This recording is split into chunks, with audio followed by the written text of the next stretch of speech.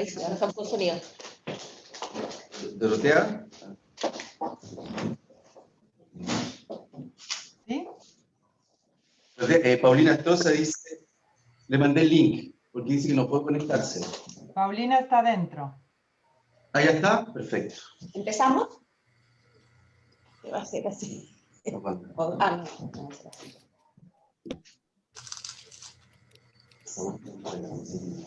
Bueno, entonces eso, voy a preguntar. Me cambié la música.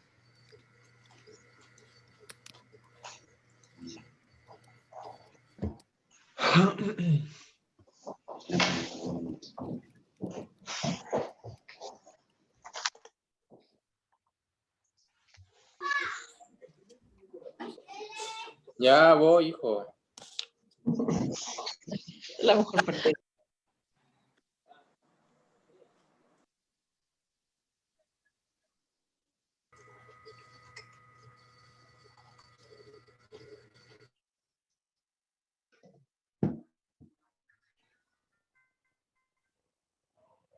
¿Tienen el micrófono desactivado?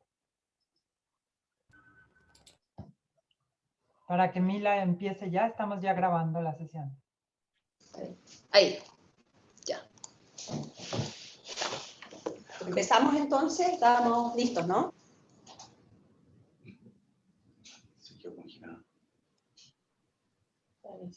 Sí. Bueno, buenos días, buenas tardes, buenas noches. Junto con agradecer la presencia del ex subsecretario Alberto Van Claveren, del embajador Eduardo Galvez y del profesor Eduardo Carreño, quisiéramos también hacer valer nuestro reconocimiento como directorio de ADICA al Instituto de Estudios Internacionales de la Universidad de Chile y en particular a su directora, Dorotea López, por moderar este primer diálogo de ADICA. Asimismo, nuestro agradecimiento también se extiende al Programa de Estudios Europeos de la Universidad de Concepción por copatrocinar este evento y, por supuesto, a todos los funcionarios de los distintos gremios del Ministerio de Relaciones Exteriores que nos acompañan y también a los estudiantes que están participando de este foro. Nosotros como directorio de ADICA iniciamos a principios de septiembre una serie de rondas de conversaciones con legisladores, directores de centros de estudio vinculados a las relaciones internacionales, tanto de Santiago como de regiones, representantes de fundaciones políticas, formadores de opinión y líderes también de medios de comunicación. Y nuestro objetivo apunta a atender puentes y redes de contacto entre el servicio exterior y la sociedad civil, darle visibilidad a lo que nosotros hacemos como representantes de Chile en el extranjero, pero también para escuchar opiniones, para escuchar ideas en torno a tópicos que tienen relación con la Cancillería, con la diplomacia nacional y su modernización. Muchas veces, y de esto nosotros como Servicio Exterior lo sabemos, hay un desconocimiento de las funciones y de alcances que tiene la función diplomática, y que es además uno de los pocos cuerpos civiles de carrera profesional que cuenta el Estado. Y creemos, por tanto, que estos diálogos son una oportunidad para tener ese necesario intercambio. Ante la pregunta de cómo deberían ser los diplomáticos del siglo XXI, me gustaría entregar algunos datos relativos a la situación institucional de la diplomacia chilena y su servicio exterior. En 1978, Chile mantenía un total de 54 embajadas. Hoy son 75 representaciones las que se deben cubrir sin que se haya ampliado la planta de servicio exterior desde dicho año, es decir, desde 1978. En cuanto al presupuesto, la ley de presupuesto del 2019, los recursos asignados a la Cancillería representan el 0,62% del total, mientras que en 1990 representaban el 1,2% del presupuesto de la Nación. O sea, vemos un retroceso en materia presupuestaria. Nuestro país dispone de una cifra cercana a 500 diplomáticos de carrera en funciones, de los cuales 25% son mujeres. Que no las encuentro.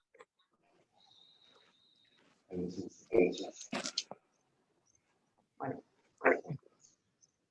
Pese a la disminución presupuestaria, las tareas del Ministerio han aumentado y se han complejizado notablemente desde 1978. Hay algunos desafíos que se nos imponen, como el cambio climático, controversias geopolíticas, el proteccionismo comercial, por mencionar solo algunos. Y junto al intenso trabajo político y económico, la Cancillería ha experimentado también un vertiginoso aumento del trabajo consular, por los recientes flujos migratorios, por la preparación de las elecciones en el exterior y también por el llamado auxilio a cientos de chilenos y chilenas que precisan ser repatriados y que es un fenómeno que se ha agudizado durante la pandemia. Bueno, todos estos datos nos permiten encuadrar un poco el marco de acción por el cual se desarrollan sus funciones los diplomáticos chilenos. Y de estos datos quedan algunas cosas que surgen como una de las más urgentes, por ejemplo, es lograr una mayor participación de mujeres en el servicio exterior.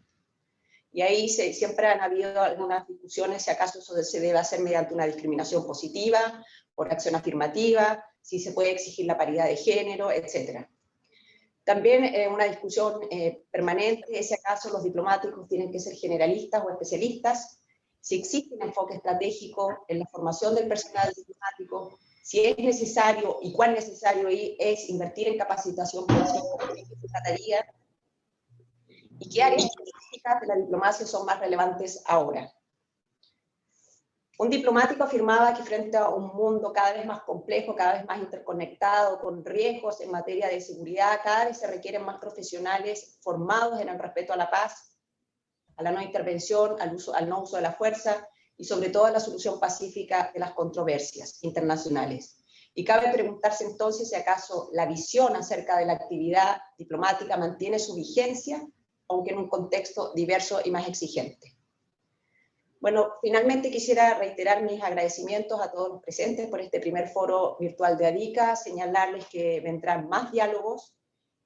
Quisiera invitarlos particularmente a nuestros asociados para contribuir con ideas para futuros debates y para participar también de los mismos. Y un anuncio es que en una cooperación conjunta nuevamente con la Universidad de Chile, se va a lanzar la Cátedra Argentina el 27 de noviembre, que es, como les digo, otra iniciativa conjunta. Por otro lado, quisiera agradecerle a Jorge Caballero también, que nos hizo llegar un documento muy interesante, y no quisiera terminar sin hacer un reconocimiento especial al director Juan Pedro Sepúlveda, quien fue realmente el promotor de toda esta iniciativa y quien la ha hecho posible. Muchas gracias. Muchas gracias, Presidenta. Como Instituto de Estudios Internacionales agradecemos también mucho la oportunidad de poder trabajar con el directorio de ADICA en este tema que nos parece tan relevante y que es parte sin duda, de la serie de los saberes del Instituto.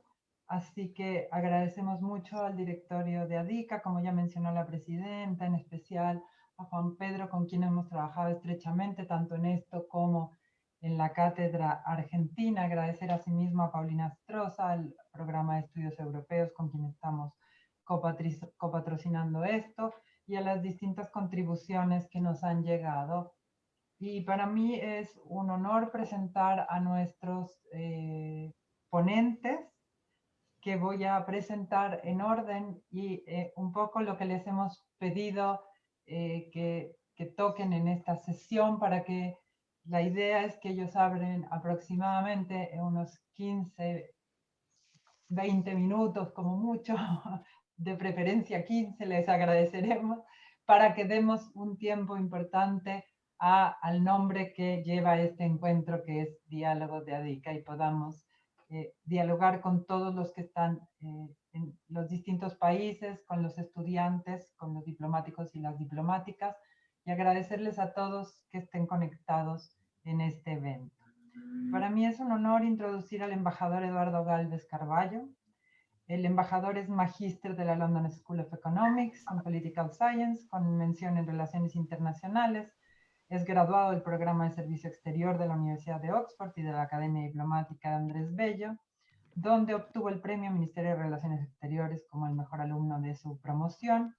Es un honor para nosotros, es un egresado de nuestra Escuela de Derecho y ha sido representante en una infinita lista de países que no voy a mencionar en honor al tiempo, entre ellos el Reino Unido, Estados Unidos, Naciones Unidas, la Organización Mundial del Comercio.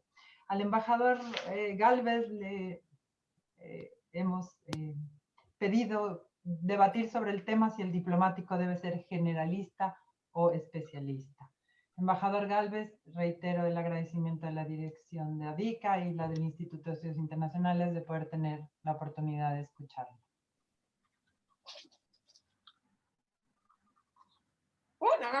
El micrófono. Ahí estoy. Bueno, primero que nada, mis agradecimientos al Instituto y a la Asociación de Diplomáticos de Carrera por la invitación a esta conversación.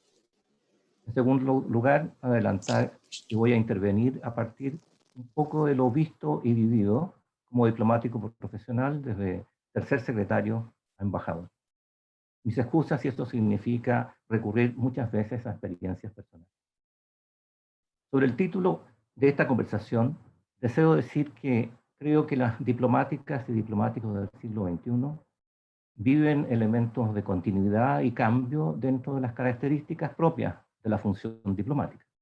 De continuidad porque siguen siendo funcionarios públicos, especializados en la representación de Chile en el exterior, hablan y negocian por Chile, les corresponden la protección de los intereses de Chile y los chilenos y la promoción de la cooperación económica, científica y cultural en el exterior. De cambio, hay muchos temas nuevos, diferentes a los usuales de diplomáticos de siglos anteriores, negociaciones en cambio climático y comercio electrónico, por ejemplo, en este momento, con una proliferación de conferencias y trabajo en organismos y mecanismos multilaterales. Interacción con una variedad de actores, más allá de los representantes de gobiernos, incluida la diplomacia pública. Con instrumentos y tecnologías modernas para los contactos y negociaciones, ronda de negociaciones por Zoom, por ejemplo. Y para Chile, un cambio que creo que se acentuará cada vez más, y ya era hora, es que veremos un cuerpo diplomático chileno más representativo de lo que somos, más inclusivo, con más mujeres, más gente de provincia y de pueblos originarios en el servicio. Diplomáticos, al fin, representativos de nuestra diversidad como nación. Lo esencial para un diplomático es una opción de vida profesional al servicio público a desarrollarse mayormente en el extranjero. Una diplomática y un diplomático del siglo XXI. ¿Generalista o especialista? ¿Cómo se cumple mejor la función diplomática hoy? ¿Cómo formarlo? ¿Generalista o especialista? ¿Separar la formación y función de los que cumplen labores consulares de los funcionarios políticos bilaterales y multilaterales? Tratemos de reflexionar sobre esta cuestión. Primer punto. Los diplomáticos chilenos somos 3 veces especialistas en un ministerio que tiene tanto o más expertos que funcionarios del servicio exterior. Recordemos la planta de profesionales y técnicos. Los funcionarios de alta especialización de la Dirección Jurídica, de la Dirección de Fronteras y Límites del Estado, del Instituto Antártico Chileno y, por cierto, de la Subsecretaría de Relaciones Económicas Internacionales. Entiendo, en todo caso, que aquí se desea reflexionar sobre todo las características de los diplomáticos del Servicio Exterior de Chile y su formación. Veamos. Los que conocen nuestro ministerio saben que para ingresar al servicio exterior, que se hace siempre a través de la Academia Diplomática por concurso público, hay que tener un diploma profesional o grado académico. Así es como en el servicio exterior tenemos abogados, economistas, historiadores, antropólogos, administradores públicos, politólogos, etc. En consecuencia, la primera y fundamental especialización para todos los profesionales del servicio exterior es la de diplomática o diplomático. Cuestión que no debería ser demasiado difícil si la selección de ingreso ha sido bien hecha. En esto vale una inclinación por el servicio público, ciertas habilidades iniciales, como en idiomas extranjeros, y unos conocimientos indispensables en algunas disciplinas, por ejemplo, en derecho internacional, en política, en relaciones económicas internacionales. También interés por el mundo y sus desafíos. Conocer Chile también. nuestra economía, nuestra cultura, el ser nacional. Tal vez aquí el intangible más relevante y a veces difícil de precisar es la inclinación por el servicio público. El diplomático requiere talento, por supuesto, también ciertos conocimientos especializados, pero muy destacadamente, como en muchas profesiones, se requiere vocación, vocación de servicio público y para trabajar por Chile en el exterior. ¿A qué nos referimos con esto? Un ejemplo tal vez lo explique mejor. Días atrás, revisé en el sitio web de la Academia Diplomática el anuncio para el concurso de ingreso. Un alumno de segundo año aparece contando su historia de ingreso. ¿Qué nos dice? Es de Antofagasta, se recibió de enfermero y luego de ingeniero en la Universidad Católica local y antes de postular tomó un curso de posgrado en estudios internacionales en la Universidad de Chile, probablemente este mismo instituto. Con todo, cuando le preguntan por qué se interesó en el servicio exterior y qué fue lo esencial para tomar esa decisión, responde no tanto con su preparación de ingeniero o de posgrado en estudios internacionales. Lo esencial para él fue ver esta profesión como una extensión de su capacitación de enfermero. Sobre esta disposición, Gabriela Mistral lo dice mejor que nadie en su poema El placer de servir. En este caso, a los chilenos en el exterior. Una labor de cónsul, por cierto, pero con tantos compatriotas repartidos en el mundo, hoy una parte fundamental del quehacer de todo el servicio exterior. La pandemia que sufrimos a nivel mundial ha destacado ciertamente la labor consular y de servicio a los chilenos en el exterior. Me gustó mucho esta explicación de Patricio Quintremal. Hay otras maneras de descubrir la vocación por el servicio exterior, pero esta es muy hermosa. La de diplomáticos tal vez parezca a algunos una especialización algo amplia, demasiado general. Bueno, así es, pero es la indispensable. No obstante, voy ahora a la segunda y tercera especialización, que es lo que me imagino se tenía en cuenta cuando se me encargó de desarrollar el tema. Si uno deja de lado el servicio consular, la primera especialización que se ve en esta carrera es la de multilateralista o bilateralista. La primera basada en temas, la segunda en regiones y países. En ambas especializaciones se trata de representar al país, hablar y negociar por Chile. La primera, generalmente en organismos internacionales o conferencias. La segunda, frente a autoridades gubernamentales u otros sectores del país donde se está acreditado. Si se va y se ve más granularmente estas dimensiones de la función diplomática, entramos en la especialización temática o geográfica que se requiere hoy para un buen desempeño. Las diplomáticas y diplomáticos, desde muy temprano en sus carreras, se van especializando. Y aquí lo importante es una buena política de recursos humanos para facilitar esa especialización. Esto se va a dar naturalmente por selección de puestos en Chile y en el exterior. Y así la experiencia con los conocimientos y habilidades que se van adquiriendo en la práctica diplomática van a poner los primeros cimientos para la especialización específica de las diplomáticas y los diplomáticos. Ya sea como arabistas para algunos, como diplomáticos en Asia-Pacífico para otros, o en nuestra propia región, etc. En algunos casos de manera más acotada, como en países vecinos, o de la Europa nórdica, el Caribe, etc. A su vez, saliendo de lo bilateral, cada vez hay más diplomáticos que se van especializando en temas y negociaciones multilaterales, como fue mi caso, ya sea materias medioambientales, o del desarrollo, o cambio climático, desarme y control de armamento, cooperación internacional, etc. Pero claro, no hay especializaciones exitosas si no se siguen en paralelo algunos estudios especializados y temporadas de reflexión en talleres y seminarios. Aquí nuevamente es fundamental el apoyo del Ministerio para considerar y valorar estos estudios y prácticas en las distintas etapas de la carrera. Desde ya, la Academia Diplomática dedica buena parte del segundo año a seminarios, talleres y simulaciones sobre temas especializados. Esta formación especializada, en todo caso, se va dando muchas veces como consecuencia de contar con funcionarios motivados por el perfeccionamiento profesional. Mi experiencia personal es que se puede y que hay espacio para ello. Como varios colegas, al graduarme de la Academia Diplomática, aproveché un año de estudios de posgrado, en mi caso en Oxford, y luego la oportunidad de hacer una maestría en el London School of Economics, esta última con la benevolencia de Francisco Rego Vicuña, mi embajador en Londres. Nada, tuvimos que avisar a Santiago y al final yo pagué. Eso lo vi en muchos otros colegas. Rodrigo Espinosa, recuerdo, estudió en la ENA en París, Cecilia Máquina en Alemania, Marta Chalup y Mario Matos también en Oxford, y así, muchos ejemplos. Lo importante es facilitar y apoyar el interés por el continuo perfeccionamiento profesional. Por mi parte, así como Francisco Rego lo hizo conmigo, yo, como embajador en Naciones Unidas, pude aportar administrativamente a que Sergio Toro aprovechara, por ejemplo, una beca de estudios, ¿no es cierto?, en el London, en Harvard, y donde después se graduó con el primero de su curso. Igualmente, para que Andrés Borlone, que trabajaba conmigo en Santiago, fuera al curso del Ministerio de Relaciones Exteriores de Argentina.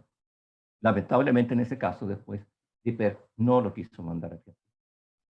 Aparte de lo importante de continuos estudios de especialización, deseo destacar lo que dice Julio Cordano, como jefe del Departamento de Cambio Climático, en una entrevista que está en el sitio de la Academia Diplomática, de cómo adquirió su conocimiento para, desde su puesto, supervisar las materias de la COP26.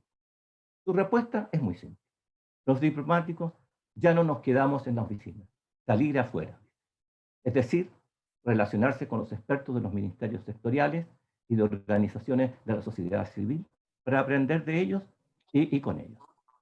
Rodrigo Olsen, que también dirigía como director esta materia, estoy seguro que lo hizo de la misma manera. No era un experto, pero terminó siendo un especialista. Para concluir, este punto, si los diplomáticos, sí, los diplomáticas y los diplomáticos del siglo XXI son especialistas. Pero primero que nada, especialistas en cuanto diplomáticos. Es función de múltiples responsabilidades, como funcionarios públicos para el servicio de Chile y los chilenos en el exterior.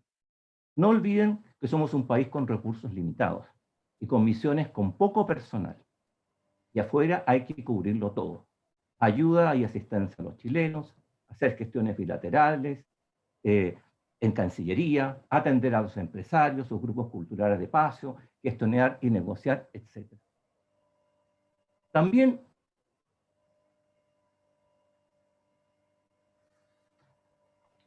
Embajador, se apagó su micrófono. Embajador.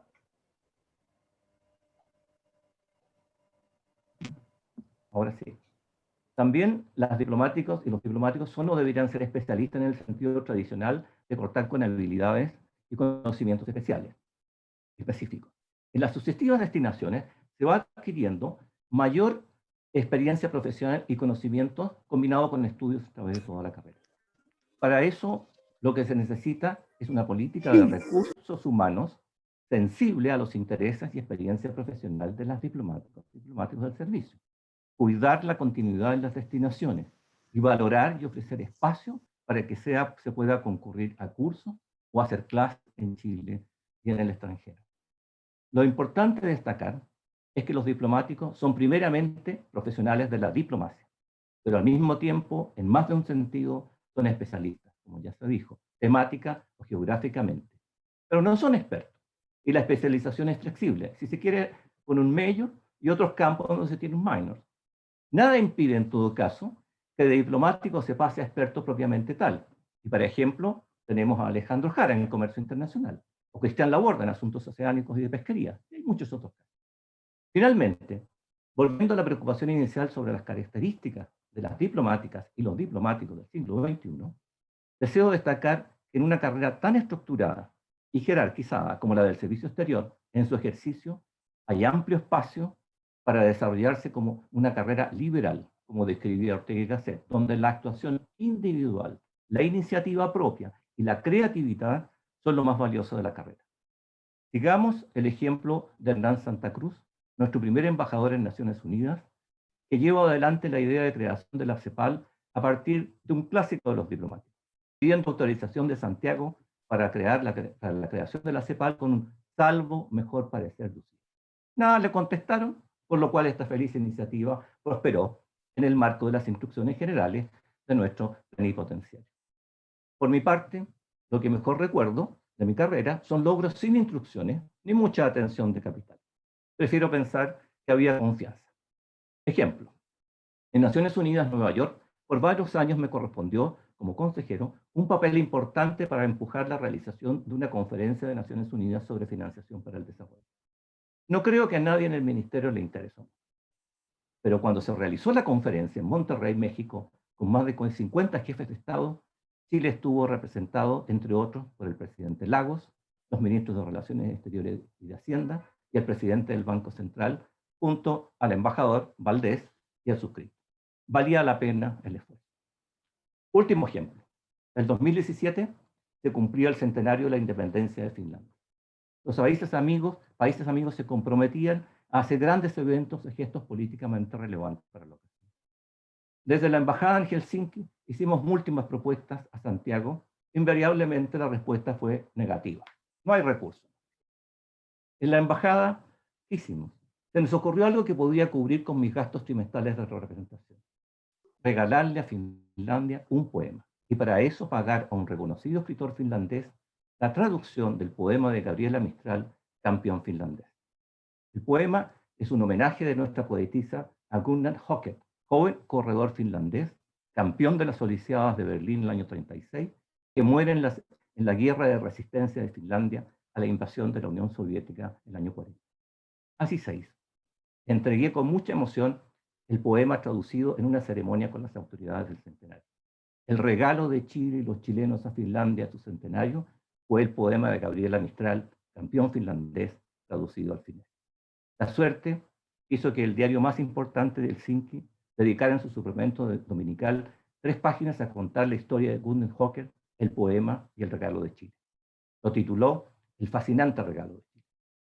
No recuerdo reacción especial del ministerio, aunque se tomó debida nota por la dirección cultural. Pero todos en la embajada estábamos felices, al igual que la colonia de connacionales. El Mercurio algo reproduciría del relato del diario finlandés. Recuerdo, eso sí, una carta al diario El Mercurio de un poeta chileno, Floridor Pérez, celebrando que Chile regalara un poema en reconocimiento a un país que tanto había ayudado y recibido a chilenos. El diario tituló la carta Chile regala poesía a Finlandia. Bueno, muchas gracias. Muchas gracias, embajador. Me parece una exposición clara y además me parece muy importante esto que este encuentro sea con universidades y ADICA y usted destaque de manera tan importante lo relevante que es la formación permanente y la educación constante en la formación de nuestros diplomáticos y diplomáticas, así como la vocación del servicio público, de que sin duda Patricio es uno de nuestros orgullos como estudiante del instituto. Así que muchísimas gracias. A continuación le voy a dar la palabra al profesor Alberto van Klaveren, quien es profesor titular de Relaciones Internacionales del Instituto de Estudios Internacionales y de la Facultad de Derecho de nuestra universidad, quien fue subsecretario de Relaciones Exteriores en Chile, embajador ante la Unión Europea y Bélgica, agente del Estado, y así podríamos seguir. Tiene diversas publicaciones y artículos que han sido muy relevantes en todo el desarrollo de la teoría de las relaciones internacionales, así como los libros que ha editado y los artículos que ustedes pueden acceder. Profesor van Klaveren. Bueno, muchas gracias, directora. Quiero en primer lugar agradecer esta invitación que me extiende la Asociación de Diplomáticos de Carrera de nuestra Cancillería, el Instituto de Estudios Internacionales y también en colaboración con el Programa de Estudios Europeos que dirige la profesora Paulina Astroza. Y quisiera saludar a todas y todos los asistentes. Veo muchas caras conocidas o nombres conocidos, porque no todos están en cámara. Antiguos y antiguas colaboradoras en mi época de la Cancillería, y también veo académicas, académicos y estudiantes de relaciones internacionales. Realmente es un gusto participar en esta actividad conjunta entre diplomáticos y académicos, porque en el fondo también reflejan mi propia carrera, que he tratado de compartir mi tiempo entre la actividad en Cancillería, a la que le dediqué más de 20 años, y mi actividad académica, que en la medida de lo posible nunca interrumpí. Y el tema que me han propuesto es el tema de la modernización. Si es que hay espacios para modernizar la carrera diplomática, es decir, el marco normativo, las posibilidades de generar cambios. Y yo creo que esa reflexión es absolutamente relevante en estos momentos, básicamente porque estamos enfrentando tres desafíos muy fundamentales y que todos inciden en la actividad diplomática y en la actividad de Cancillería. En primer lugar, el desafío actual, es decir, la pandemia, que obviamente ha exigido mucho de las diplomáticas y de los diplomáticos, como lo señaló la presidenta de la DICA en su introducción. Está también la tensión y los cambios que se están produciendo a nivel internacional, que son realmente muy serios, muy importantes. Y está en tercer lugar también, y no por eso menos importante, los cambios que se están produciendo en nuestro país, es decir, la presión social, el proceso constituyente, que probablemente está cerca de abrirse. En todo caso, el tema constitucional, cualquiera que sea el resultado del próximo plebiscito, va a estar presente y de manera muy prioritaria en la agenda. Y entonces, todo esto plantea desafíos muy importantes y vuelve a poner en el tapete el tema de la modernización. Pero la modernización es un concepto clave, por cierto, pero es un concepto que se usa mucho, pero del que también se abusa mucho, porque en el fondo nadie sabe exactamente en qué consiste esa modernización. Es decir, no hay un consenso en el concepto de modernización. La Cancillería emprendió un proceso de modernización a partir de una ley relativamente reciente, la ley 21.080, pero todos sabemos que esa ley tampoco es la respuesta definitiva. Por lo demás, tampoco fue el objetivo de la ley. El objetivo de la ley fue introducir algunos cambios que se estimaban convenientes y necesarios, pero en ningún caso se planteó como la modernización definitiva de la Cancillería. Por lo demás, no lo podía hacer, porque la modernización es un proceso constante y un proceso absolutamente dinámico. Ahora, muchas veces cuando se plantea el tema de la modernización, hay una crítica implícita a la Cancillería y a la política exterior, ¿no? Y cuando, digamos, se publica un editorial sobre el tema de la modernización, se habla de la impostergable modernización, etc. Y hay una crítica. Yo creo que esa crítica es injusta. Si uno evalúa lo que ha sido la política exterior de Chile a partir del año 1990, uno tiene que concluir de que han habido logros bastante importantes. En primer lugar, el tema de la reinserción. En segundo lugar, digamos, una profundización del compromiso multilateral de Chile, que también mencionó en su excelente presentación Eduardo Galvez. Me da mucho gusto poder participar en un foro con él y también obviamente con el profesor Eduardo Carreño, gran representante de una nueva generación de académicos que está estudiando estos temas. Pero está también logros muy importantes, los acuerdos comerciales que Chile negoció. Es decir, tenemos acuerdos comerciales con con 64 países, si no me equivoco. Y hubo negociaciones paralelas nada menos que con Estados Unidos y con la Unión Europea. Hubo negociaciones con China en sucesivas aproximaciones. Primero un acuerdo de libre comercio, luego se introdujeron otros temas, servicios, inversiones, etcétera, ¿no? Y por otra parte hemos tenido que enfrentar dos casos ante la Corte Internacional de Justicia, por primera vez en nuestra historia. Y iniciamos también un tercer caso, esta vez porque Chile optó por demandar. Entonces, tenemos ahí una agenda que ha sido bastante intensa, que ha sido bastante completa, y en que se ha logrado avanzar. Y por supuesto, han habido falencias, han habido problemas en el cumplimiento de algunos compromisos, ¿no? Pero el balance en general yo creo que es bastante favorable.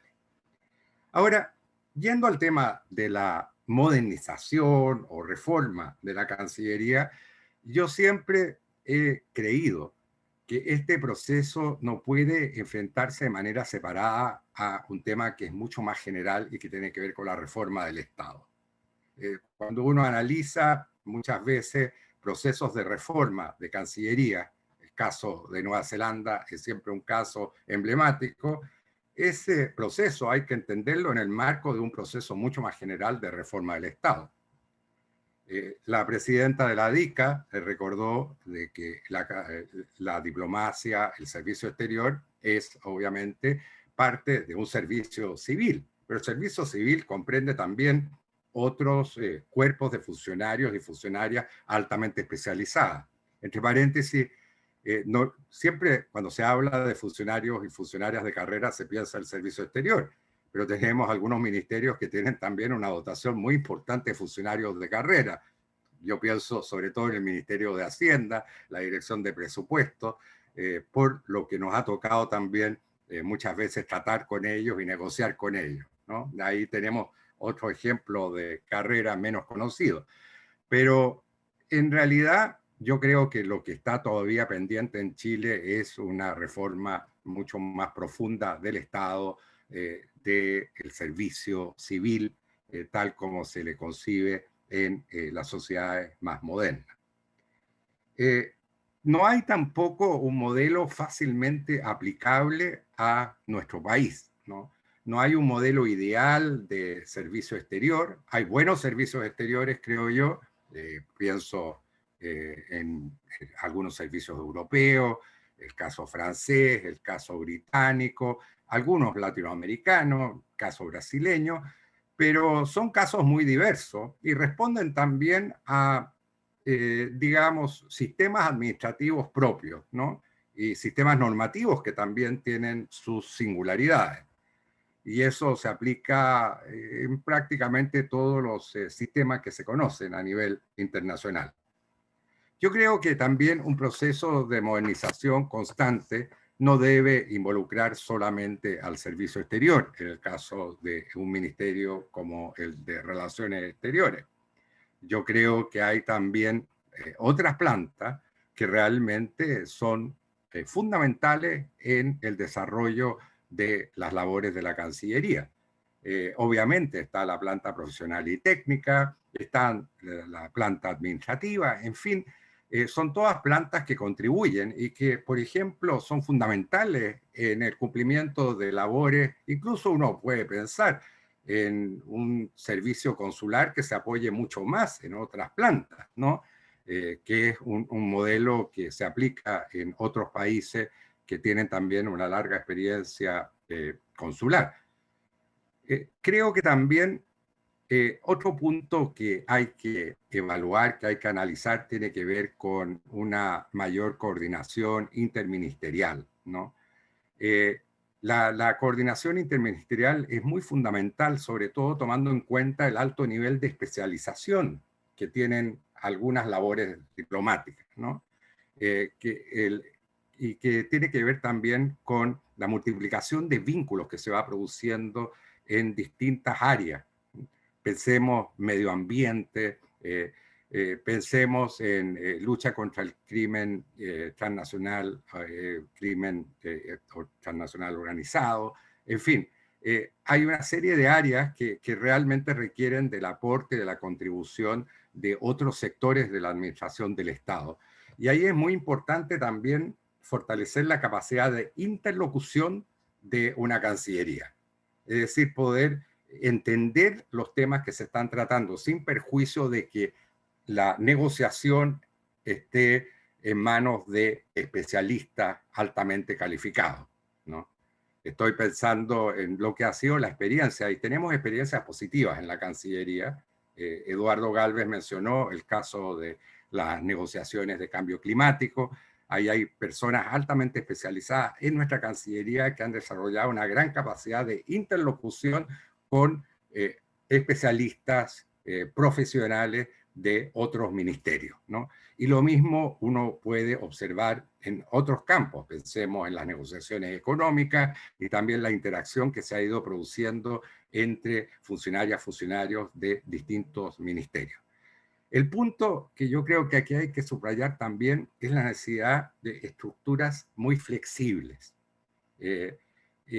Y eso de alguna manera también ha estado presente en los últimos esfuerzos de modernización, en lo que toca, por ejemplo, a la organización propia del ministerio, las direcciones existentes, la posibilidad de generar nuevas direcciones, de tener una estructura más flexible que permita en el día de mañana, si la necesidad así lo dicta, establecer una unidad especializada para abordar determinados temas. Incluso a veces las agrupaciones regionales que han sido tradicionales tienden también a tener algunos cambios, ¿no? Entonces, ahí lo fundamental es también mantener una estructura extremadamente flexible. Y yo creo que también otro desafío que es fundamental y que ha sido señalado por quienes me han precedido en el uso de la palabra, tiene que ver con la inclusividad y la representatividad de la Cancillería. Y este es un tema que está presente en muchas cancillerías del mundo. En las últimas semanas se ha iniciado un ciclo en que también ha estado el Instituto de Estudios Internacionales sobre política exterior feminista. Más allá de el nombre que demos a esa política exterior, no cabe la menor duda de que hay un desafío enorme de introducir más elementos de paridad en lo que es una Cancillería moderna. Es decir, realmente la cantidad de embajadoras, mujeres, que existe en Chile es absolutamente insuficiente. No refleja una paridad, ni mucho menos. Y está en total contradicción con el fenómeno que hemos visto en la actualidad, en el sentido de que se supone que si va a haber una asamblea constituyente, una convención constituyente, la elección de los constituyentes se va a regir por el principio de la paridad. Obviamente, ese espíritu tiene que reflejarse también en el trabajo diplomático. Hay en estos momentos pocas embajadoras y hay muy pocas ministras consejeras. Creo que son una o dos, es decir, según alguien me informó. En todo caso, ahí tenemos un desafío que es muy significativo y que tiene que ver también con otros elementos de representatividad, inclusividad social, fundamental, representación de etnias en la medida de lo posible, diversidad. Yo creo que son todos principios que se tienen que profundizar. Han habido algunos avances en ese ámbito y obviamente la Cancillería no es lo que era hace 50 años atrás. Ha habido un cambio también en representatividad social que muchas veces no es reconocido, pero que quienes hemos trabajado en la Cancillería hemos podido presenciar, y yo creo que eso es también un avance extremadamente positivo. Obviamente hay que hacer más. Y respecto de los desafíos en términos de estructura del servicio exterior, yo en lo personal creo que también hay que introducir más elementos de concursabilidad, ¿no? Yo creo que eso es un principio muy, muy fundamental. Concursabilidad, también flexibilidad y permitir que funcionarios, si se quiere, de menor rango en la carrera, asuman mayores responsabilidades. Y en ese sentido creo que han habido algunos avances y algunos elementos que son, desde mi punto de vista, bastante simbólicos, ¿no? Nombramientos que se han producido en términos relativamente recientes, en la Dirección de Medio Ambiente, ¿no? En la Dirección Antártica, en que son nombramientos que yo creo que también señalan un nuevo reconocimiento a funcionarios que no están en las jerarquías más altas de la carrera del servicio exterior, pero que obviamente tienen la experiencia, los conocimientos, las capacidades para ejercer esas funciones. Y yo creo que eso también debería extenderse al nombramiento de embajadoras y de embajadores. Es decir, obviamente respetando lo que es la carrera del servicio exterior, pero también introduciendo algunos elementos más dinámicos en el curso de carrera, como por lo demás existe en muchos países, los países de la OECD, muchos países de la OECD, existe también la práctica, y perfectamente bien un primer secretario, una primera secretaria, un consejero puede ser nombrado embajador o embajadora de su país, ¿no? Yo creo que esas son medidas en las que hay que ir pensando. Bueno, quiero dejar mi presentación hasta acá, son 15 minutos, y he tratado de atenerme al tiempo, y agradezco mucho la atención y la oportunidad que me dan también de reencontrar por esta vía remota a tantas tantas personas con las que he podido colaborar. Gracias. Muchas gracias, profesor Van Claveren. Como siempre, claro y al punto. Creo que sobre el tema que usted menciona de política exterior feminista y sobre el desafío de cómo lograr incluir más mujeres, más jóvenes y más en puestos de decisiones, creo que hemos discutido también con Mila que es necesario dentro de estos diálogos llevar a cabo un diálogo sobre cuáles son las mejores estrategias para lograr este tipo de objetivos. Probablemente Mila más adelante comentará. Por último, voy a presentar, como ya el profesor Van Claveren adelantaba, a uno de nuestros distinguidos académicos que ha estudiado los temas sobre diplomacia pública, el profesor Eduardo Carreño, quien es doctor en Ciencia Política y máster en Relaciones Internacionales por la Universidad Autónoma de Madrid, que es profesor del instituto, es jefe de la carrera de nuestra nueva carrera, que es la licenciatura en Estudios Internacionales, y sus líneas de investigación son principalmente relaciones internacionales, políticas públicas globales. El profesor Carreño ha trabajado en estos temas y lo que le hemos solicitado es abordar, que nos cuente desde la academia cómo se está discutiendo el tema de la formación de los y las diplomáticas. Profesor Carreño, muchas gracias por aceptar la invitación y el piso es de usted. Muchas gracias, directora. Muy buenos días a todos y a todas. Un placer poder estar presente en este interesante seminario. Agradecer al directorio de ADICA también la cordial invitación que me han hecho a sumarme a esta discusión, que quiero orientarla, quiero hacer una presentación breve, orientarla en dos líneas fundamentales. Algunas tendencias, en primer lugar, con respecto, tendencias internacionales con respecto a lo que han sido los procesos de profesionalización de la actividad diplomática, y la reflexión académica que ha existido en torno a esos temas. Y en segundo lugar, introducir un tema que el profesor Van Claveren ya enunció a su momento, la importancia de visualizar a la profesional diplomático de los tiempos que corren, también preocupado por la agenda interna. Hay un espacio político internacional actual en el cual el encuentro entre ambas agendas, entre la agenda internacional y la agenda nacional, la línea se ha difuminado, la línea que las separaba se ha difuminado. Por lo tanto, pensar en las nuevas características de la función diplomática en consideración de esa nueva realidad internacional, me parece que también es un tema interesante de poder discutir en el transcurso de esta mañana. Desde el punto de vista de la reflexión académica con respecto a la profesionalización de la diplomacia, han existido particularmente dos disciplinas que obviamente lo han abordado. De por sí las relaciones internacionales, pero también los estudios de administración pública. Son los campos esencialmente donde se ha centrado la discusión.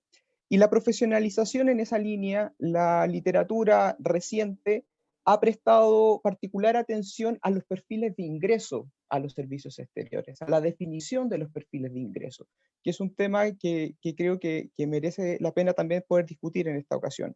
El embajador Gálvez señalaba en su presentación, tradicionalmente asociamos el ingreso al servicio, a los servicios exteriores, no solo en Chile, sino a nivel internacional, a graduados y graduadas de las carreras de Derecho, de las carreras de Sociología, de Administración Pública, provenientes principalmente del mundo de las ciencias sociales. Internacionalmente, las tendencias, y eso ha quedado graficado en estudios comparativos bastante interesantes, hemos visto que en virtud precisamente de la ampliación de los temas de la agenda internacional, el ingreso a las carreras diplomáticas ha supuesto una oportunidad también para profesionales que proceden de otras disciplinas. El campo de la salud, como muy destacado un ejemplo, el embajador Gálvez hace un rato atrás, pero también del mundo de las ciencias agronómicas, del mundo de las ciencias del medio ambiente, de incluso provenientes del mundo de la ingeniería, que parecían un espacio que en la diplomacia no parecía un espacio tan cercano a su desarrollo profesional, y hoy sí lo es en consideración también de la importancia de los temas de ciencia y tecnología en el desarrollo internacional. Ese es un tema importante también de poner en valor en esa discusión. El tema de el perfil de ingreso sumado también a lo que significa el proceso de formación de los diplomáticos y diplomáticas. No solamente desde el punto de vista de si será 6 meses, un año y medio, como, si mal no recuerdo, es el programa de formación de nuestros diplomáticos y diplomáticas, sino también en cuanto a la articulación de los tramos formativos que tienen esos planes de estudio, en el sentido de, obviamente, una línea formativa muy sólida en derecho internacional, en lo que significa el estudio de las políticas exteriores, pero también, y aquí hay un tema muy interesante que la literatura lo ha abordado recientemente, la incorporación del estudio de las culturas de un perfil de la antropología internacional y lo que significa el refuerzo de los estudios de área. Vale decir, la importancia que tiene en la actualidad, donde la diplomacia, como también lo aborda la literatura, ha trascendido incluso el trabajo propiamente tal de las cancillerías, de las diplomacias del Estado, sino que hay una diplomacia también, una actividad internacional bastante fuerte por parte de comunidades, de la sociedad civil global en términos generales, de reconocer la importancia de colocar en esos planos de formación estudios sobre cultura asiática, la cultura africana, los procesos políticos latinoamericanos desde una dimensión cultural, vale decir, trascender en los planes formativos de lo que significa las herramientas clásicas de la diplomacia, que obviamente las encontramos en el derecho internacional, las negociaciones internacionales, lo que significan los diferentes métodos de análisis de política exterior. Sumamente importantes, claro que sí, lo fueron en el pasado, lo son en el presente y lo seguirán siendo en el futuro, pero también entregar al profesional, a la profesional de la diplomacia, un perfil también cercano más a las humanidades, a esos ámbitos que también son muy importantes de destacar en estos casos. En segundo lugar, hay un tema también importante que ya lo mencionaba. Lo que significa encontrar en el contexto actual esa sintonía entre las agendas internacionales y las agendas domésticas. No es un proceso nuevo, claro que no. Históricamente han existido puntos de engranaje, por decirlo así, entre estas dos arenas. Pero el mundo contemporáneo, principalmente el mundo de la posguerra fría, ha acelerado ese proceso de vinculación entre lo nacional y lo internacional. Los problemas globales comunes trascienden lo que significa el trabajo centrado netamente en la política exterior. Vemos en la actualidad que la actividad internacional derivada de la internacionalización de las políticas públicas, que es un fenómeno también muy importante a destacar, esa internacionalización de las políticas públicas ha supuesto también que el trabajo internacional recaiga en otras reparticiones públicas. El profesor Van Claveren lo decía en su exposición, la importancia de reforzar el trabajo interministerial. Los niveles de coordinación que deben existir en esta nueva dimensión de la función diplomática con respecto a las agendas sectoriales, las agendas de en materia de educación internacional, de desarrollo sustentable, lo que significa la articulación en materia sanitaria, que lo hemos visto muy presente durante la discusión del presente año.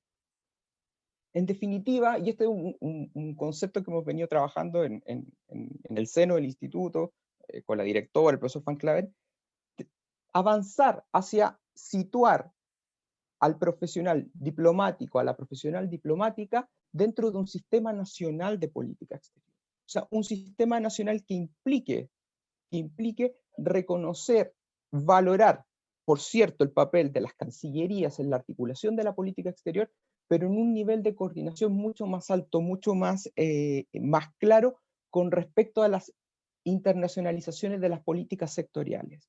En ese sentido, creo que la experiencia que se está viviendo en este momento con el Consejo Nacional para la Implementación de la Agenda 2030 es una buena manifestación de esta tendencia internacional, que sitúa a un diplomático, a una diplomática, no solamente en la gestión de los temas tradicionales de la agenda internacional, sino que también lo supone reconocer los instrumentos y poner en valor las perspectivas de poder empalmar las oportunidades y reconocer también las restricciones que ofrece el entorno internacional para la consecución de diferentes metas y objetivos que se han trazado en la agenda internacional.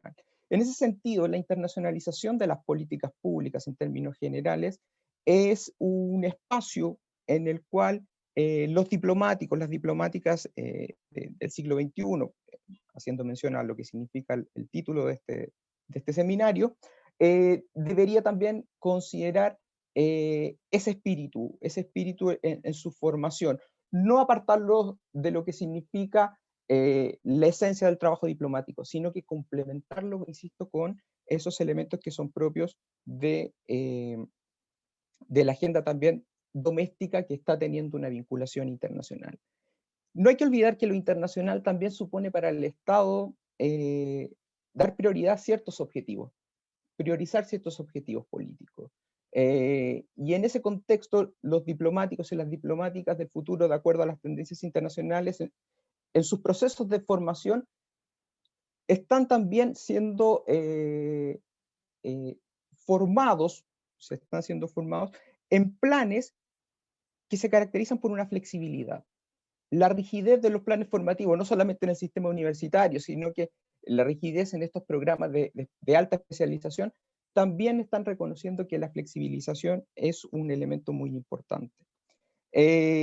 Las redes globales de políticas públicas también suponen un desafío para el entrenamiento y la formación y la capacitación permanente de los diplomáticos y los diplomáticos. Ya haremos mención en la conversación dentro de un minuto más, lo que significa la sociedad de la información, cómo se manejan las herramientas de la sociedad de la información. Eso también es parte, o debería ser parte, de los procesos formativos que deberían estar presentes dentro de la discusión de una modernización del perfil de ingreso y del perfil de egreso, que también es muy, muy importante dentro de la profesionalización diplomática. En ese sentido, también se requiere, considerando el entramado institucional de la Academia Diplomática dependiente de un Ministerio de Asuntos Exteriores, los cambios en las culturas organizacionales. Los cambios en las culturas organizacionales son fundamentales también para que esas nuevas directrices en los planes de formación de los diplomáticos y diplomáticos del siglo XXI también puedan cristalizar. Si no existe este trabajo de manera paralela, se dificulta, desde mi punto de vista, poder propiciar realmente una verdadera transformación de el entrenamiento, la formación y la proyección, que es muy importante dentro de la carrera diplomática. Directora, quiero simplemente ir a enunciar estas ideas para que podamos propiciar ya una discusión más en profundidad. Así que agradecer nuevamente la oportunidad que se me ha entregado. Muchas gracias, Eduardo. Muchas gracias por probablemente lo que se ha comentado por Paulina Astroza, por Carola Sánchez, por Claudia Fuentes en nuestro chat.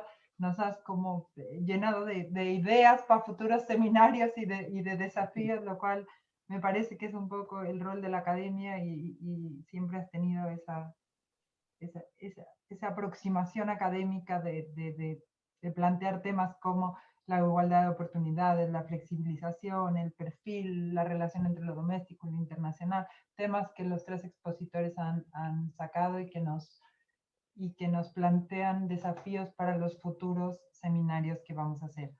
Tenemos algunas preguntas que, si les parece, vamos a hacer la ronda de preguntas. Les hago 3 preguntas y después les damos 5 minutos a cada uno para responder esas preguntas. La primera pregunta nos llega desde el embajador Isauro Torres Negri, que nos pregunta: ¿qué tanto influye en la revalorización del perfil de nuestros diplomáticos del siglo XXI y su desempeño en el exterior si sus cancillerías continúan con un modelo de gestión y sobre todo una cultura institucional que en muchos aspectos todavía permanece anclada en el siglo XX? Ignacio Ladrón de Guevara, alumno del instituto, pregunta: ¿cómo ha influenciado la ley que moderniza la Cancillería en la formación de los diplomáticos del futuro? ¿Y cuáles serían los aspectos que se destacaría y en donde hay aún tareas pendientes? A lo cual suma una pregunta sobre si pueden comentar los nuevos desafíos de la diplomacia pública respecto al apoyo e iniciativas desde Santiago. Tenemos después otra pregunta sobre lo que de alguna manera se ha mencionado sobre los desafíos que nos pone la digitalización hacia los nuevos funcionarios, el uso de las redes sociales, las plataformas tecnológicas. ¿Cómo afecta esto la labor de la diplomacia clásica o tradicional? La tercera pregunta que les voy a dejar es: tomando en cuenta la crisis de la institución de Carabineros de Chile, ¿qué tan importantes son los informes que llevan a cabo organizaciones internacionales sobre el tema? ¿Y qué papel tienen los diplomáticos y diplomáticas para tomar en cuenta estos informes y poder aportar a que la institución de Carabineros cumpla con exigencias que hoy el mundo y Chile específicamente necesitan? Si les parece bien, vamos a tomar esas 3 preguntas. Vamos a agradecer los comentarios y, embajador Gálvez, ¿le parece empezar usted con 5 minutos para responder?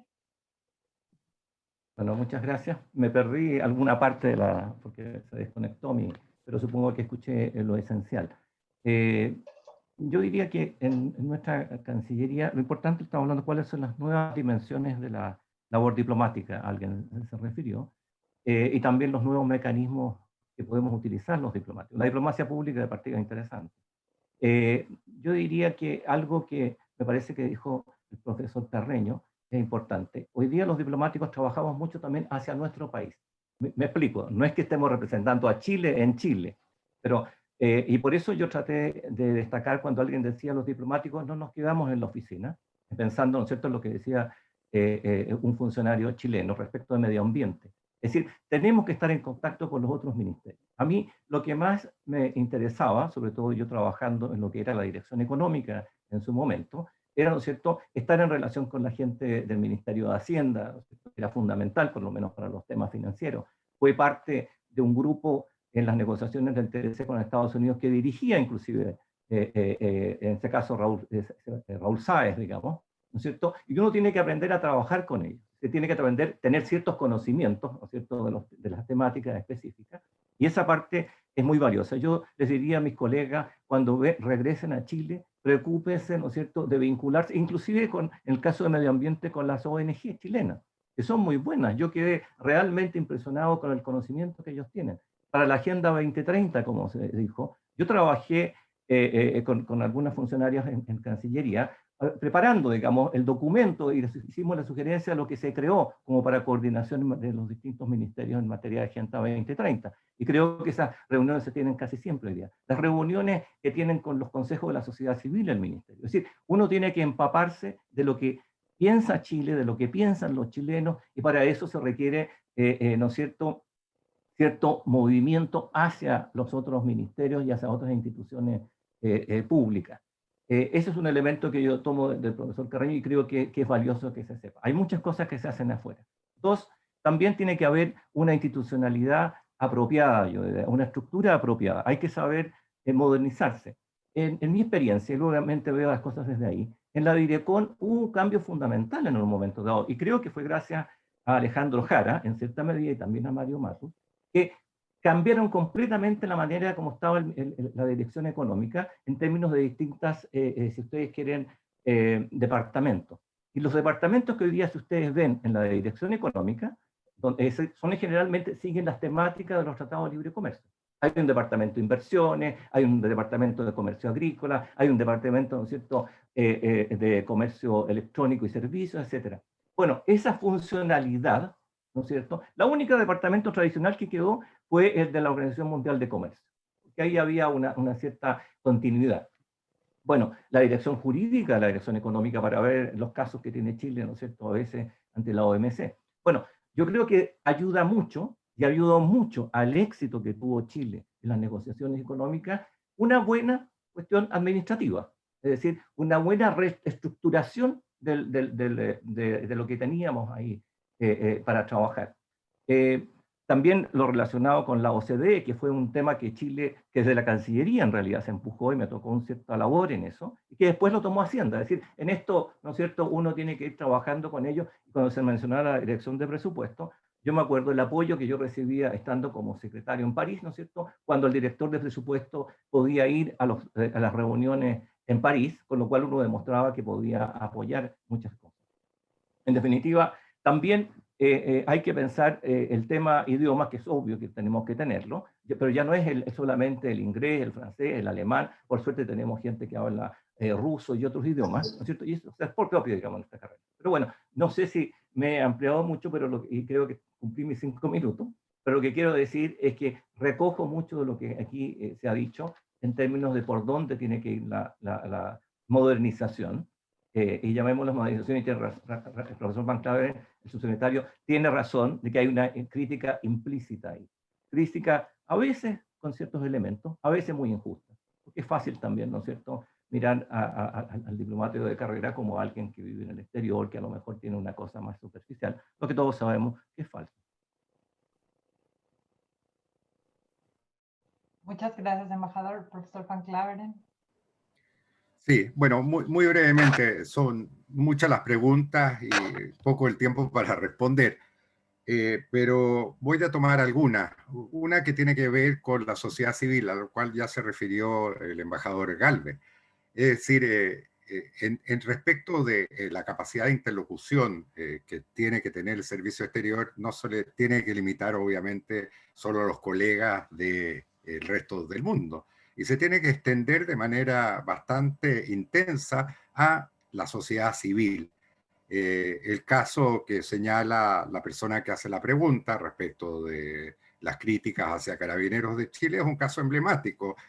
Viene la crítica de Amnistía Internacional, una gran ONG absolutamente relevante, mucho más relevante que algunos países que pueden estar en el Consejo de Derechos Humanos, porque Amnistía Internacional tiene un impacto muy grande en la agenda internacional, en los temas que son prioritarios en términos de la prensa, etcétera. Mucho más que el representante de algún país, por mucho que esté acreditado ante el Consejo de Derechos Humanos, que haya sido elegido con buenos o malos motivos, como acabamos de ver.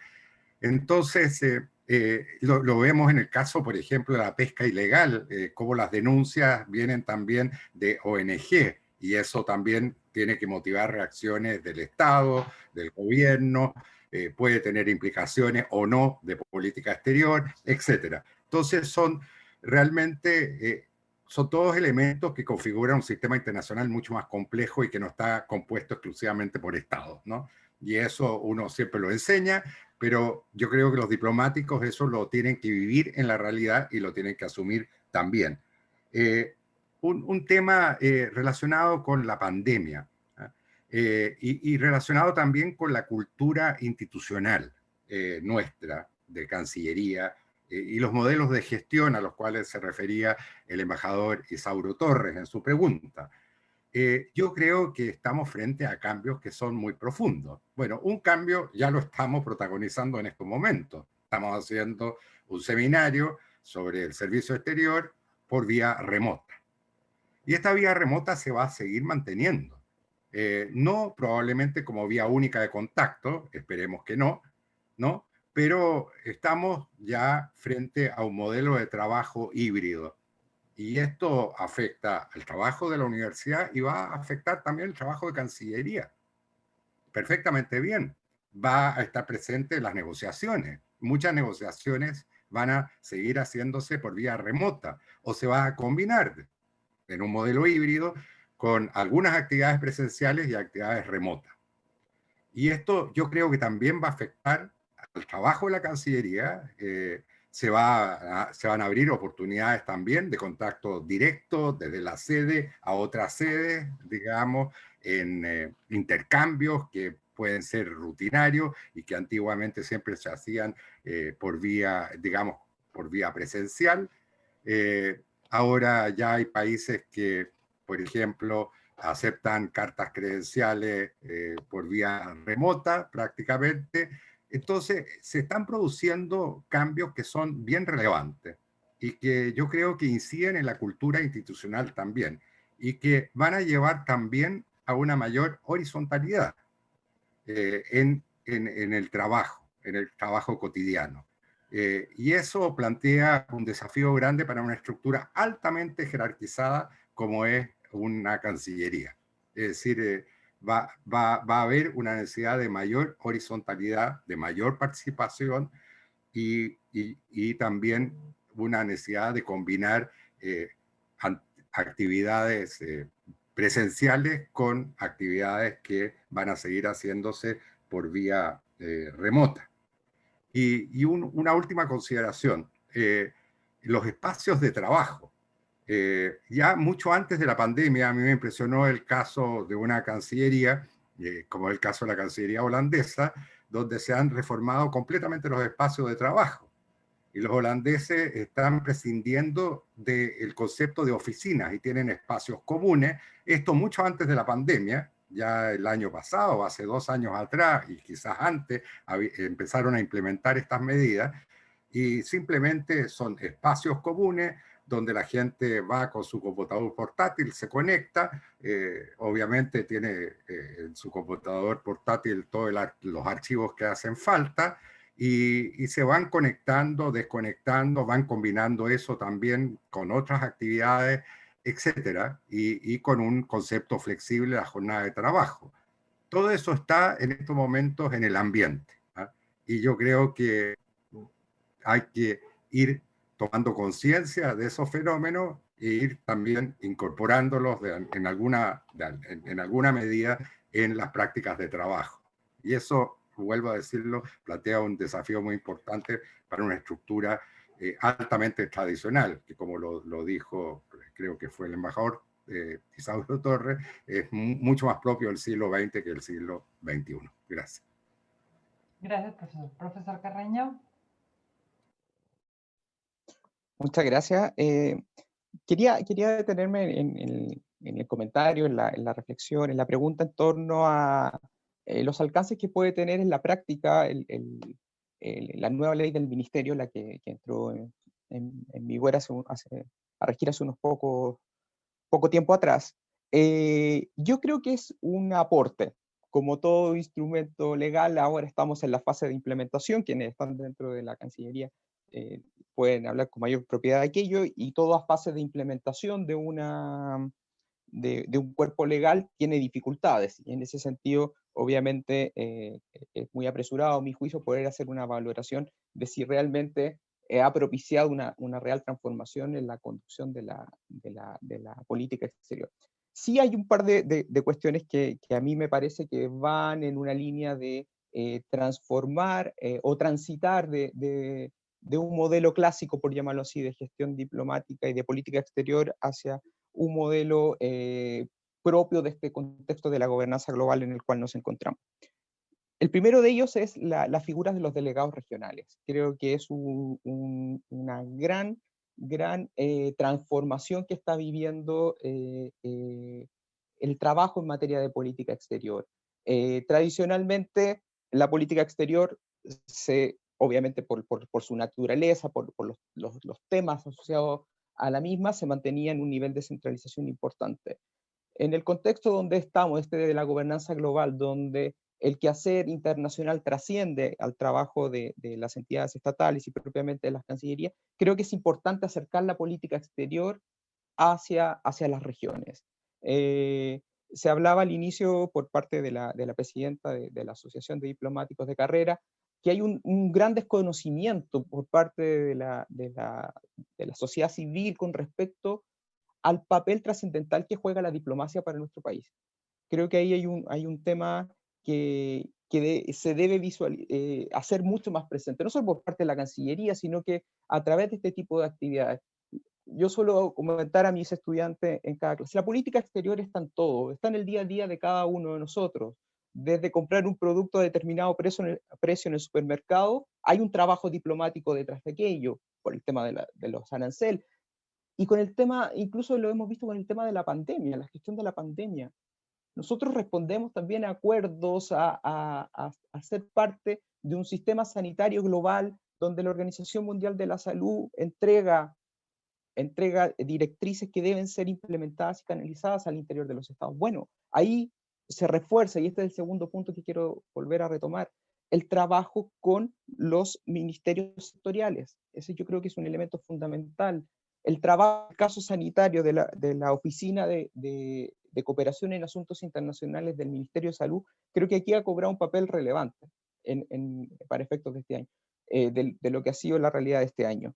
Y esas oficinas también tienen un correlato en otras áreas, en otros ministerios sectoriales. Y la tenemos las unidades de asuntos internacionales también en cada uno de los gobiernos regionales.